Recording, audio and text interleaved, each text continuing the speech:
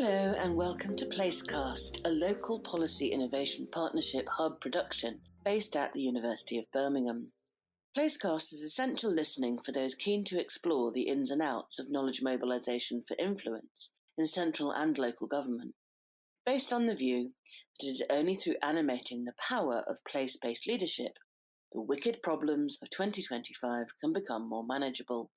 Whether you're a researcher, citizen scientist, an activist, a professional working within the public sector, a civil servant, politician, analyst or entrepreneur, we think it's through our network that most solutions can be assembled, tested and the learning shared before we go again, and that universities can act as the repositories and observatories of these efforts. We are based in City-REDI and rooted in the LPIP programme funded by the ESRC and Innovate UK. This podcast aims to highlight the knowledge and evidence base, ways of working, and the strategies needed to make a real impact on the decisions that shape our society. Our guests are change makers from across the UK with stories about the ways in which influence can be achieved. We focus in particular on some of the connective tissue within and between sectors for clues as to how to animate place-based leadership, as innovating is a team sport, best done in the open. Please contact us with feedback on the episodes, or if you would like to be a guest, or have strong views on the processes of advocacy, lobbying, public campaigning and more, unpacking how research and evidence connect with neighbourhood, local, city regional and national missions.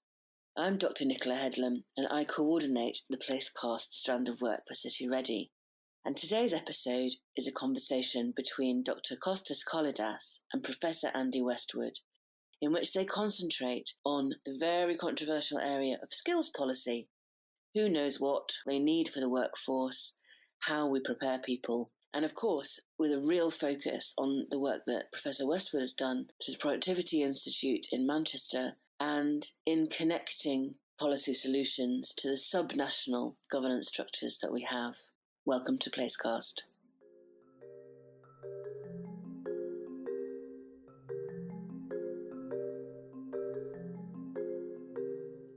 Good morning. I am Kostas Kollydas, a research fellow at City-REDI Economic Development Institute at the University of Birmingham, and I lead the skills theme for the Local Policy Innovation Partnership Hub. Today, I'm very excited to introduce Andy Westwood to share his insights. Andy is Professor of Public Policy, Government and Business at the University of Manchester. He's an expert in further and higher education, science policy, and local and regional economic development. He has worked as an expert advisor to the OECD, the European Union, the International Monetary Fund, as well as a specialist advisor to the Select Committees on Economic Affairs and Digital Skills in the House of Lords. Andy, it's great to have you here today.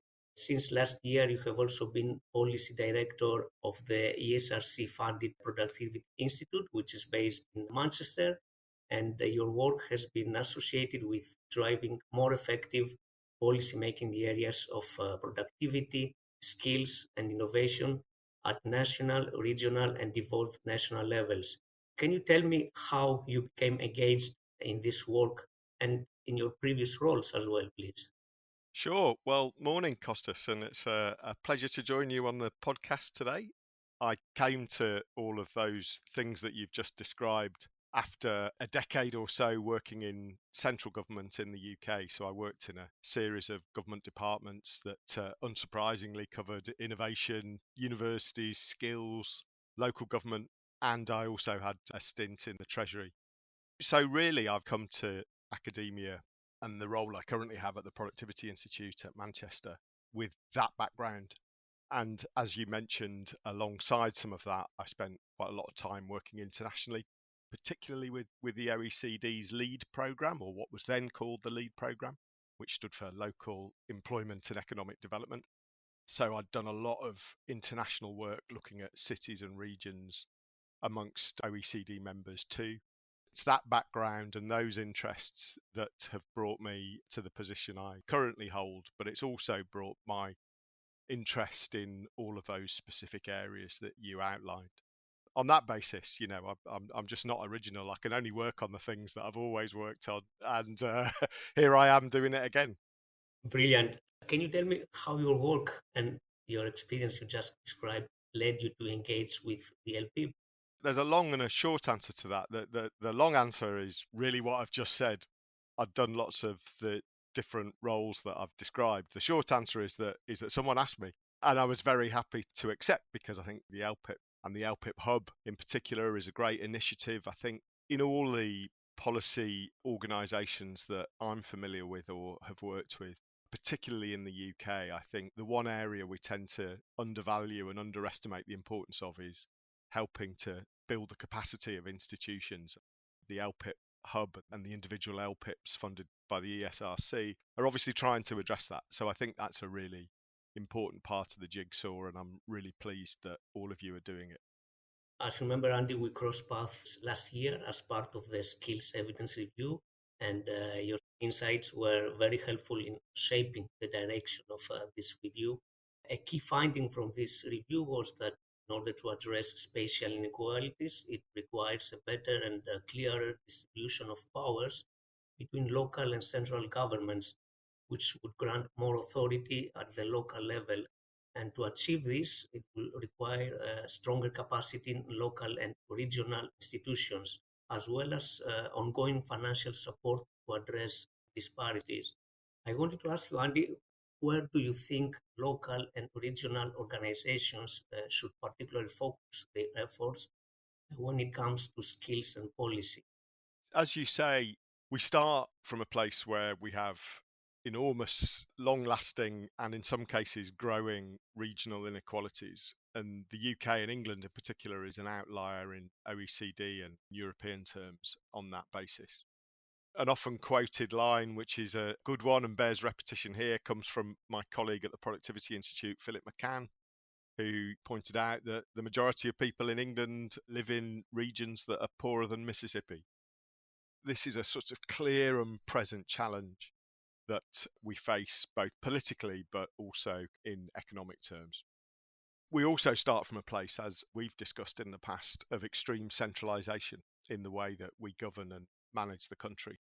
And those things are connected, but getting to a place where local and regional government have the right institutions, central government allows them to stick to those institutions. One of our problems is constant policy and institutional churn at the subnational level in England. Once you've got to that point and you've acknowledged those issues, then, as I just said, building capacity is critical. You've got to build institutions that have the right resources, that have the right expertise, that have the right powers to do the things that lots of regions and cities in other countries seem to manage to do without too much trouble. I think building capacity matters, and I can't really stress that enough. The other two things that I think really matter, and they're kind of related. One is that in England, mayors and mayoral combined authorities, or strategic authorities, as we must now call them, have the power to convene not just public sector institutions, layers of government, but private sector firms, actors in a local place that matter. And I think that's a really, really important role. The second kind of aspect of that, which is connected, is that at the local and regional level, you have the ability to coordinate across different actors, whether they're public and private, whether they're different parts of government, in ways that central government finds and continues to find really hard to do. It finds it hard to do that centrally, let alone kind of within the regions. So the key sort of things that you can do at the local and regional level that matter most are convening that coordination and with some help from outside and above, building the capacity of institutions to be able to do those things. Brilliant. And you mentioned the mayoral strategic authorities. Is there something you have seen recently that really impressed you in how combined authorities have handled the adult education budget, which is now known as the Adult Skills Fund? And for people who might not be aware of this fund supports education and training for adults aged 19 and above. and it focuses on equipping them with the skills they need for employment and career advancement. So, Andy, is there anything that has particularly impressed you regarding this at the combined authority level? There's one thing that's impressed me, and there's probably one thing that's depressed me. So let me pick up a little on both of those things. Starting with the good news, with the things that have impressed me, and this is true across multiple mayoralties and combined authorities. But let me pick out in particular Greater Manchester and the West Midlands, because those are the two that we both sit in. In both cases, what's been impressive is that both processes of taking on the kind of responsibility for these funds have started with a clear kind of question, which is, how do we use this resource to drive the things that we care about? And that brings us back to the discussion we've just been having about what are the things that matter and how do you coordinate them? What are the priorities, or what are the particular challenges in a place? So, taking Greater Manchester, there's a particular challenge around low skills amongst the adult population. It's not uncommon across the English cities and regions. There's also a kind of big challenge on ill health and worklessness. So it's been some might say this is blindingly obvious, but it's been a starting place for people taking on those budgets to kind of think, well, how can we use this budget to address those issues? Now, that does sound obvious, but it's not really happening at the national level in the same way. And it just gives you an example of how a local lens helps you to kind of start afresh or to think anew about what are the priorities that you want a particular resource or set of powers to address. On the slightly depressing side, and this is more a kind of warning rather than a problem, I think in doing that, some authorities have recreated quite strong layers of bureaucracy. So in other words, there's been a bit of replication, duplication with the way that agencies controlled by the Department for Education have allocated funds. There's a slight caveat to the thing that is impressive, which is not to sort of overcompensate for that kind of previously sort of centrally driven kind of mindset, and to create lots and lots of tiers of oversight or accountability or strategic direction in the mayor's office or in the combined authority that looks after these budgets. Worth watching. We don't want systems to think this just feels like working to a centralised form of control. It's just a little bit closer to us. So a slight word of warning there, but I think the most important thing, particularly in our two city regions, has been this willingness to sort of think, well, look, what do we want adults to acquire in terms of skills that will kind of help them in the city regions that we're responsible for? Great, and this is very insightful and important as well. And this brings me nicely, I would say, the next section on devolution. Particularly, what would you say are the biggest lessons, the biggest learning points across the devolved nations when it comes to skills and policy? And if you had to pick one thing, what could England, for example, learn from Wales, Scotland, or Northern Ireland? And just as importantly, what can those nations learn from England and from each other? Just the question in itself is a good one, because in English policymaking, we tend to overlook the other nations in the UK and what they're doing rather too much. And actually, I think there's a lot to learn as skills policy and other policies have diverged across the four nations. Seeing what they've tried to do differently and evaluating whether they've worked or not, I think is an incredibly important thing to do, and we don't do enough of it. Specifically, the things that England may learn really sort of come back to the same themes I'm talking about in my answers to kind of previous questions. The particular one that stands out for me here is lessons that England could learn, particularly from Wales, where they're attempting to really join up not just post-16, further education, higher education, work-based learning, and adult education, but also in some cases innovation policy too. And obviously they're trying to do that through tertiary reform and the creation of MEDA. Now, that's a long process, and setting up a new institution, as I've said, takes time. Building capacity and expertise takes time, but seeking to do it across all of those different parts of the broader system is really important and useful for English policymakers to watch. That's precisely what we don't do. All of those operate different systems. They're not as well coordinated with each other as they might be. And it means that, as many of us have pointed out over many years, we've got a very fragmented system for delivering skills across those different sectors. And employers and individuals and places often get lost in that incoherence, that fragmentation. So I think that's something we can learn a lot from, just that sort of mindset that we might be able to coordinate and join up these different things better. I'd also pick out some of the work that's happened in Scotland, particularly around utilising skills. So another area we're a bit weak on in England, we set many of our targets in the supply of skills rather than the kind of demand and utilisation of skills. And Scotland have tried to sort of look at kind of, well, what happens to people when they come out with particular qualifications of different bits of the education system? Are those skills utilised in particular sectors or places? So I think that's another area, but there are many more examples that we could learn from, and finding ways to do it regularly is also a recommendation in itself, I think. Perfect. You mentioned these good examples and also the challenges regarding the fragmented systems on delivering skills. And I wanted to ask you, from your perspective, Andy, are there any places internationally that we could be learning from? For example, it could be a country, a region, a city. Any examples that you could share? Yeah, well, let me pick an obvious one. I mean, in many ways, there are loads of countries we can learn stuff from, and loads of cities and regions too. So over many different governments, and I've done this, I've been on these trips too, but governments of different political persuasions with different sort of ideological kind of approaches to skills and to growth. Everyone goes to Germany and looks at their technical education system. Most politicians and policymakers tend to come back and say, well, why haven't we got one like theirs? And so we see a series of reforms with a narrative that says, we're gonna have a better system than the German technical education system. Lots of people now might say, well, there are some stresses and strains on that German system, but let me pick positives that I don't think we learn when we go there.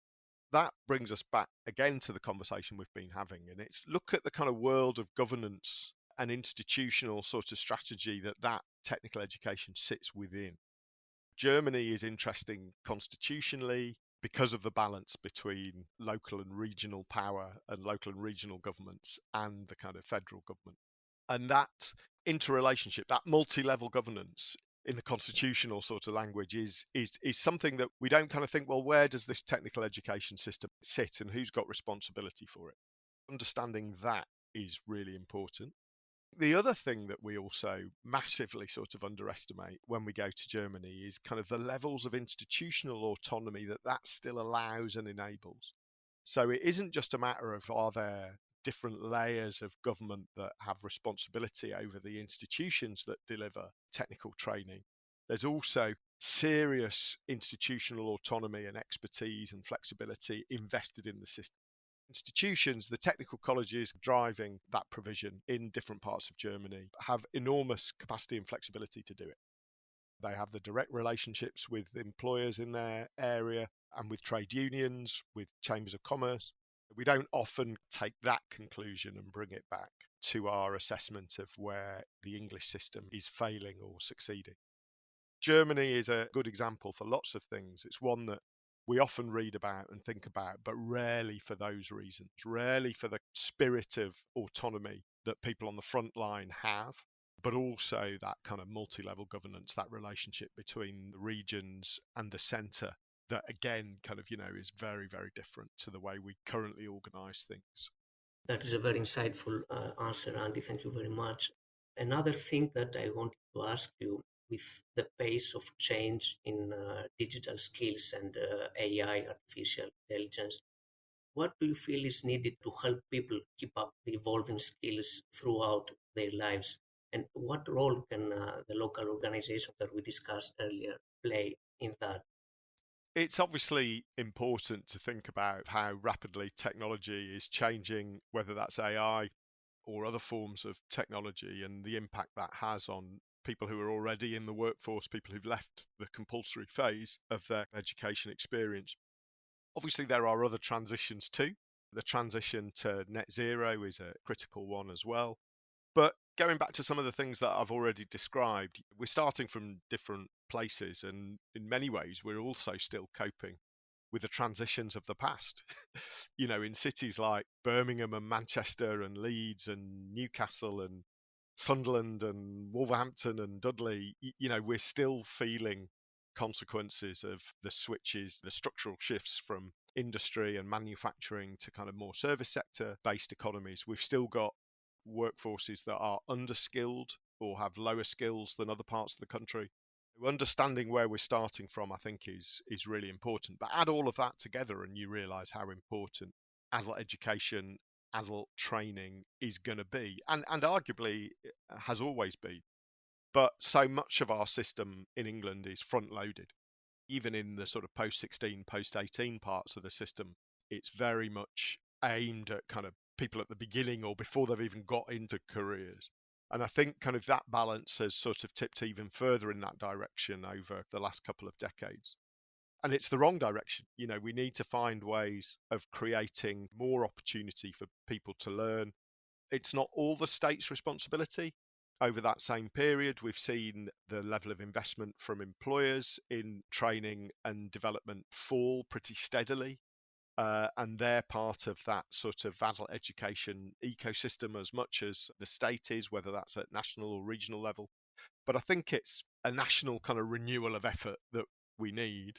It's a process, I think, that has to understand where we're starting from. And again, that takes us back to that regional inequality that is so marked in England and across our cities and regions that are underperforming not just the UK averages in economic growth and productivity terms, but also their comparator regions and countries across either the OECD or the rest of the world. We need to prepare people for transitions, but there are a lot of them, and we still haven't got lots of the transitions that we've been through right. The solution to that is really about a big culture shift in how we conceptualize this, but also how we invest and how much we invest in things. The other reason we should highlight this at this particular point in our existence is that, we have a government who wants to prioritize things, whether it's through missions or industrial strategy. You don't get to build 1.5 million houses or reform the NHS or, power ahead with defence expenditure by waiting for the education system to deliver kind of young people through the initial education system into those jobs. You have to start rather sooner than that. And the way you do that is through adult education and training. That's a process that the current government is currently working their way through, realizing that it's not going to be the kind of successive entry from younger cohorts into the workforce that allows them to achieve these objectives. It's going to be, how do you catalyze kind of much more education and training amongst the kind of workforce that's already there to achieve the kind of particular priorities that you set. Great, perfect. I would like to come to a bit more specific question. You highlighted the important roles of places in the development of skills and some of the challenges that are associated with that. Can you think of a specific person who is a really good place leader in the UK? Yeah, I've been thinking about this one. There were some good candidates, but the one I ended up thinking about most is a guy who ran and still runs an FE college, actually. And it's Alan Francis, who I've known for a long time, mainly when he was principal of Oldham College up in Greater Manchester, one of the more deprived parts of Greater Manchester, a town that is at the wrong end of lots of data on deprivation and kind of life chances. He now runs Blackpool College, which is, if anything, often lower down those same league tables than Oldham. But Alan is also the chair of the government's Social Mobility Commission, and is very interested in place generally and how you think about social mobility in relation to the local economies and different attributes of particular places. Here's someone running a bit of the system that often does the heavy lifting. When he was at Oldham, we worked together on an economic review of Oldham, which was commissioned by the local authority and by the combined authority in Greater Manchester. And we spent a year looking at what was going on in the Oldham economy, what had kind of created it, what were the tensions, what were the challenges, and how should it sort of think about itself over the next decade or two. And in many ways, he's replicating that in Blackpool. All of that work has been fantastically impressive, but maybe the most impressive thing has been someone from within the system, within the skill system, and often, you know, in FE, the bit that's the least well-resourced, the most directed, you know, here's somebody who, despite those things, has taken the lead, put his institution at the kind of centre of the discussions about what an economy needs and what it's going to look like and what those challenges are and how to address them, and convened a process that allows, you know, not just him to learn those lessons, but a whole bunch of people across the town and the city region and national government too. Yeah, I think I'd pick Alan on that basis. And he's not been in Blackpool that long, but he's already doing some really interesting things in a town that has a lot of challenges that are well known for anyone that kind of thinks about regional and local inequality in the UK. In a similar vein, can you describe a really good knowledge broker? They can be an academic, they can be in industry, someone, you know, can knock on their doors for their views, people that have worked with, and you really thought, yeah, they get it. Who comes to mind? A lot of people get it. You know, a lot of people associated with the LPIP, as we've discussed, get it. A lot of academics understand this. A lot of politicians understand this. A lot of institutions, whether they're FE principals like Alan or vice-chancellors leading universities, get it. I think the issue, once you've got it, is, well, what are you going to do about it?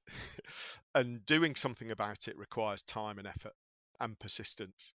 And it's often time, effort, and persistence that the kind of system that you sit in your day job doesn't recognise or reward. So you almost have to accept that you're going to beat your head against the wall of resistance within institutions or within a particular sector in order to find that time. Because if you don't, all you're going to bring is an understanding of the problem rather than a kind of solution to it. A colleague of mine in the Northeast, Louise Kempton, who now runs Kurds at the University of Newcastle, but also runs Insights Northeast, which is a Research England funded regional kind of observatory sort of policy function run out of the University of Newcastle.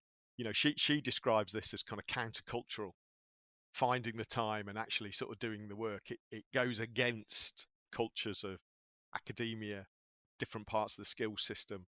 That takes effort sustained over time. So Louise and her colleague Liz Shutt, who between them they run Insights Northeast, I think are doing fantastic work across the Northeast and across 5 universities, I think, in that region, and obviously also with the relatively new mayor and combined authority in the Northeast too.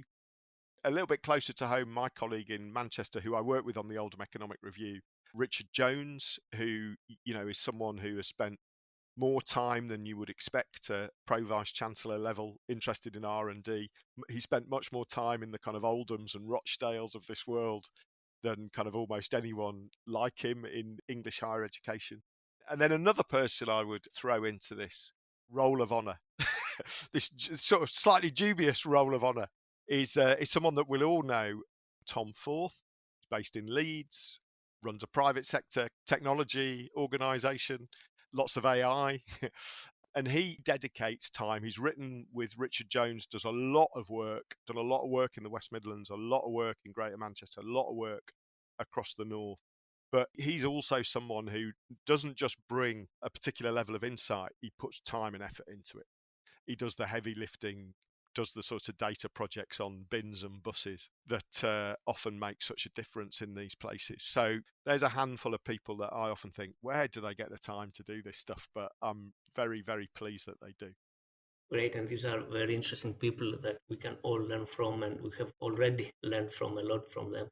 Looking ahead, Adi, what do you think are the biggest challenges for local areas and regions in the next 5 years or so that they need to address? Do you feel there will be new challenges that may come up, or the existing ones that you have already described? Well, I think many of the challenges are the ones we've discussed. It's building institutions, it's building capacity, it's convening and coordinating, and for many established institutions, that still applies, as does the unfortunately constant kind of back and forth with central government over relatively small chunks of power and resource. And we can see that in the run up to the spending review, and we can see it in the relationships between the centre and the local. I think for whole chunks of the country, that challenge is about building brand new institutions. I mean, I mentioned the Northeast Combined Authority just now. It's just obviously it's reconfigured itself spatially from just being kind of part of the region to being the full region, but has only had that combined authority and mayor in place since last May. That is a huge job. To add somebody else to the list, we were just discussing, it's something that we saw Andy Street do in the West Midlands. Yeah. He inherited an office, obviously served 2 terms, but did a lot of work behind the scenes building an organisation that obviously the new mayor, Richard Parker, has inherited and will definitely make his life easier. In Greater Manchester, the same thing happened. The foundations were laid, of course, by Howard Bernstein and Richard Leese and others, and Andy Burnham was able to kind of pick that up. But across other parts of England, as new combined authorities are being created, they're going to have to go through the same thing. I spoke to one mayor recently, Claire Ward, who's been elected as mayor in the East Midlands. That's a sort of sub-region that hasn't even got a transport authority. So from appointing staff, creating the institution from kind of ground up, these are huge challenges. We talk a lot about the inequality and centralisation of governance, but you're not going to be able to take on new powers unless you've got something that can take them on. Building those institutions is hard, but it really matters. With a devolution white paper that came out before Christmas, obviously you can see a whole new swathe of areas where devolution map is being kind of completed, where they're finding the right footprints. It's important not to underestimate how hard that is. Working your way through local politics to form a kind of partnership that you can then start to build institutions from. So all sorts of places kind of catching up on that now. But I think at the same time, the challenge for those that have been around for a while is, how do you continue that and how do you persuade central government to take on more responsibility so that mayoralties, those strategic authorities in our biggest second tier cities, how can they really begin to not just look like their comparators, cities and regions in other countries, but also act like them in terms of their administrative responsibility and their kind of economic contribution to their respective countries as a whole. It's about completing the map and bringing lots of people to the level that some organisations are at, but it's also about understanding that there's always going to be some institutions kind of continuing to push and to take on new powers simply because they have a stronger economic case to do so, and obviously a stronger track record in taking on powers and discharging them effectively. Economic geography isn't always fair in that respect, and if you're going to solve Britain's long-standing productivity problem, you're going to have to focus some effort on the particular second-tier city problem we've all observed over the last 20 to 30 years. That's very insightful, Andy. Now, again, looking ahead, are there any upcoming projects or initiatives that you are working on that align with these themes that we discussed today? And what impact do you hope that they will have? Often, you just want to get stuff out the door, don't you? And I've got quite a few things coming up. Lots through the Productivity Institute. I think in the next few days, I have an essay on how this current government really needs different strategies for growth across the country. We've seen Rachel Reeves obviously really put some effort into the Oxford-Cambridge corridor and into transport projects, including Heathrow around London. It's fairly clear that those processes of deregulation, of planning reform, will make a big difference and are really important things to do in those places, but they aren't necessarily going to have the same impact in other parts of the country. So, you need different strategies. You need a kind of a more active role of the state, either to de-risk investments from the private sector or to, address some of the sort of weaknesses in infrastructure or public services across different places. So it's an argument for having kind of different strategies for different places. Again, nothing that anyone listening to this podcast won't be familiar with. I've been working on something else, something quite similar on post-18 education in England, and kind of how you coordinate that and bring that together in that context, places that are very different. And then finally, continuing to do lots of work on the lessons that we can take on place-based industrial policy from other countries, whether they're in Europe or the sort of recent efforts in the US have become slightly less fashionable now that Donald Trump's in office. I may be understating that slightly, but the whole suite of things that happened under Biden that involved place-based investment and place-based thinking, I still think there's lots of lessons, not just for us to learn, but clearly for the new administration in Washington to learn too. So lots of stuff on that. More of the same stuff that you'd expect me to be writing and kind of thinking about, but hopefully they'll land on the desks of the relevant government departments in the UK and regional authorities that will take those lessons and suggestions and find something to do with them. These all sound really exciting projects, and looking forward to learning more about this. Just one last question, Andy. I have a kind of moment of foolishness. I'm going to let you have a go with this, which is my place-based innovation magic wand. And need to be very careful with it. It has powerful magic and can grant you a wish. You will have absolute power to do one of the things that I will mention in a moment, but you must use your powers to make a tangible change to a specific place. So your change will be specific, measurable, actionable, recordable, and transferable, a smart change. Magic is hard to get hold of at the moment and is subject to a 20% reduce in multi-year budget settlement.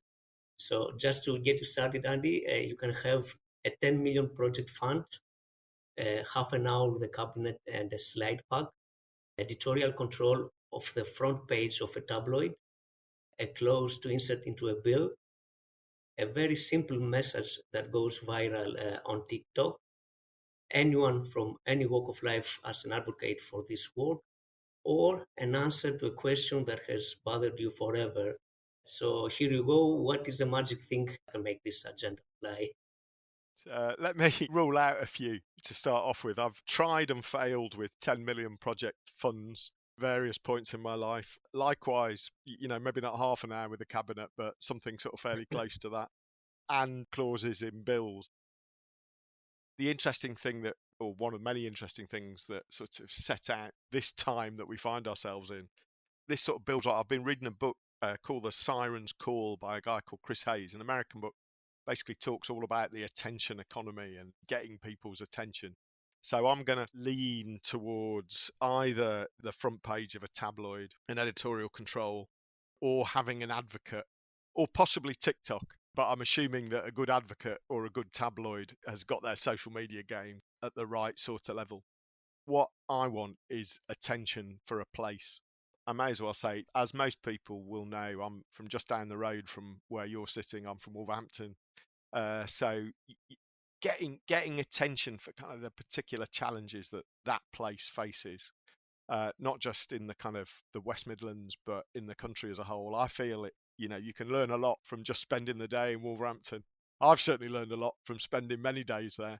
So I'd either get the tabloid to run a front page on it, or a powerful advocate to spend a decent amount of time in the city. Because I think actually when you boil it all down, lots of the things we've spoken about already today, they're pretty obvious things. People need training. You need to think about what jobs people are going to do. You need to run public services in a decent way. You need to kind of value people for who they are and where they are. And I can't think of a better place to do that than the snug of a bar in Wolverhampton. I can even name you the pub if you want. Thank you. That's a great note to end on. And before we close, is there anything else that you would like to add? Well, the pub would be the Great Western next to the station, or the Posada about 5 minutes walk. But other than that, I don't think there's anything else I could possibly add. Great. Thank you very much, Andy. I appreciate your time, and I really enjoyed our conversation. Many thanks for that. No problem at all.